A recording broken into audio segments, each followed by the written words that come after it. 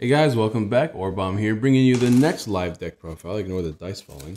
We're going to be doing Gyarados today. I'm really excited about Gyarados. I thought Gyarados was hilariously cool when I saw it the first time. And I think this deck has so much potential. It's a very, very, very strong card. Before we get into the video, don't forget, support the channel if you like by dropping a like. It's always really appreciated if you guys like this kind of content. Don't forget to check the match where this happened, Ampharos versus Gyarados. It was a really good match, really good matchup. I do hope you guys enjoy that video.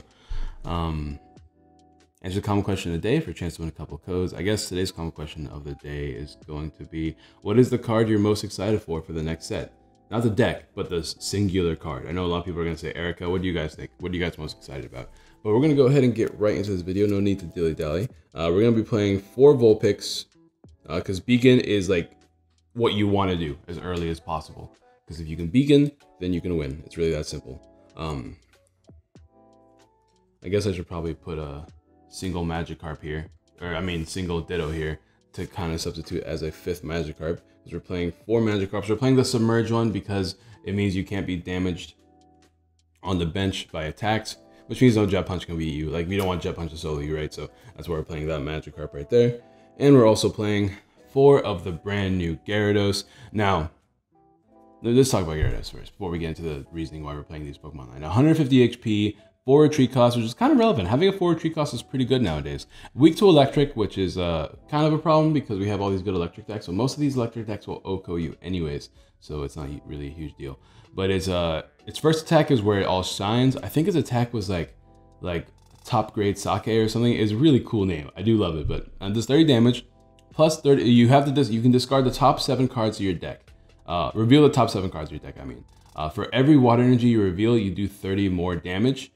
Discard the remaining cards that are not water energies and shuffle the water energies back in. It's really weird to word it without having the text in front of me, but essentially you want to reveal as many water energies as you can and then shuffle them back in while discarding the other cards. Now that's so synergistic with this attack because that means as the game goes on, you're going to be doing more and more damage because you're thinning your deck out of non-water energies. Eventually, at the point of the game, you're going to have only water energies left in your deck, and then you'll be doing 30 plus damage. Literally, you'll be doing 240 damage every turn. 240 is a magical number, especially with Choice Band, because it pretty much knocks out all the relevant GXs that are out. 240 knocks out Zeraora, or Pika Rom, Pika Zekrom, and then 270 knocks out like Snorlax and Venusaur. So overall, this card can really do a lot of damage. Its second attack is irrelevant. It does 100 damage and discards your opponent's Pokemon, energy from your opponent's Pokemon. It's decent if you have Aqua Patch, but it's not the main focus of the deck, so we're not really going to be focusing too much about that. Now, Ditto is a questionable card in this deck because in a perfect world, you always lead Vulpix, right? So if you cut out Ditto, you have a 50-50 chance of leading Vulpix, more or less, because you have Magikarp and Vulpix. I think it's kind of higher because you're drawing a 7-card hand.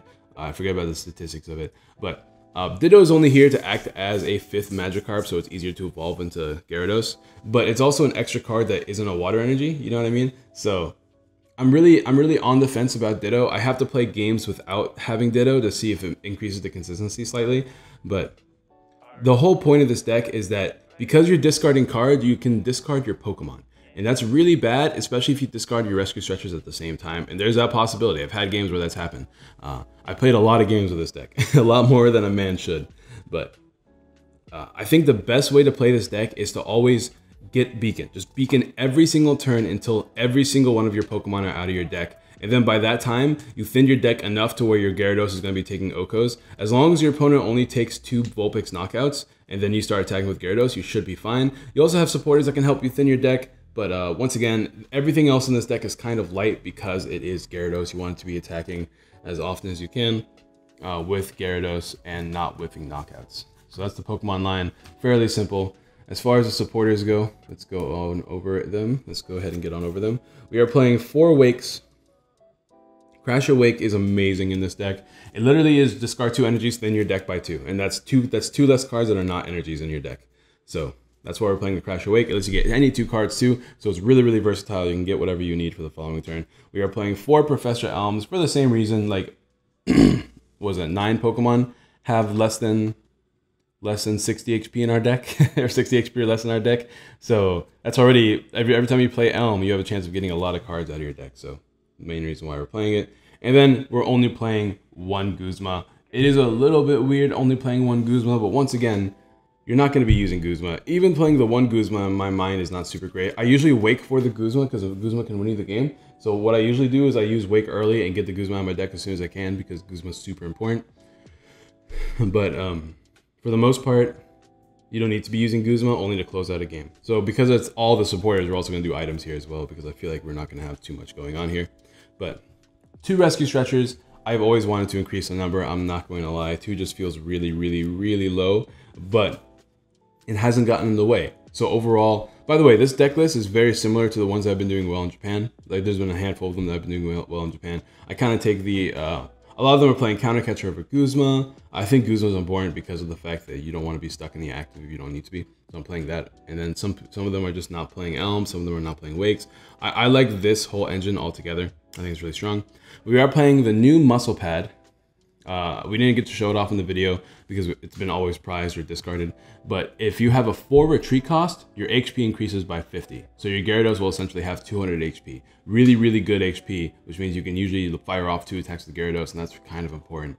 So that's why we're playing 1 muscle pad.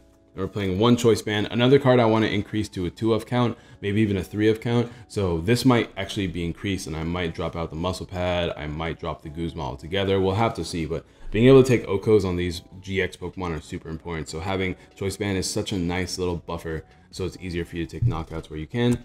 And we're also playing, oh no.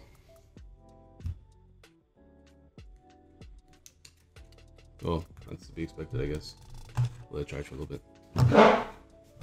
Sorry for the cut there, guys. Battery died as expected, but Brooklyn Hill is what I was trying to say as the last card.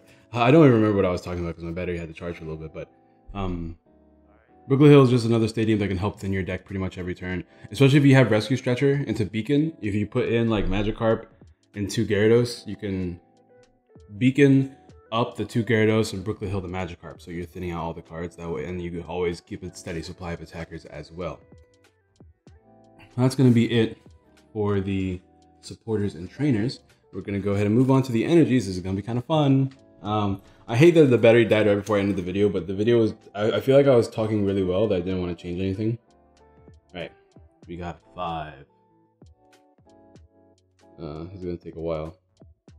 5, 10, 15, 20,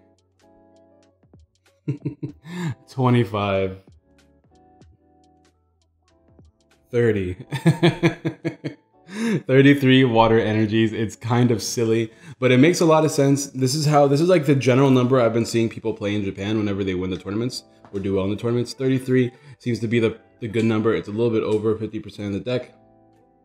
And whenever you thin, you're really thinning by a good amount. So I think this is good. I like the 33 count. Honestly, I wish it was more sometimes so I don't whip as much. But that's going to be the deck, guys. Sorry for the random cut there. It is what it is. I have a new battery coming in next week. But let me know what you guys think of the deck. Let me know if you guys would play anything like this. I saw that this deck played 33 energies and I was like, count me in. That sounds hilarious. And the deck is really, really cool too. But that's going to be it. Don't forget to drop a like, subscribe, share all the good jobs. Let me know what decks you want to see me play in profile next. And I'll see you guys next time. Peace.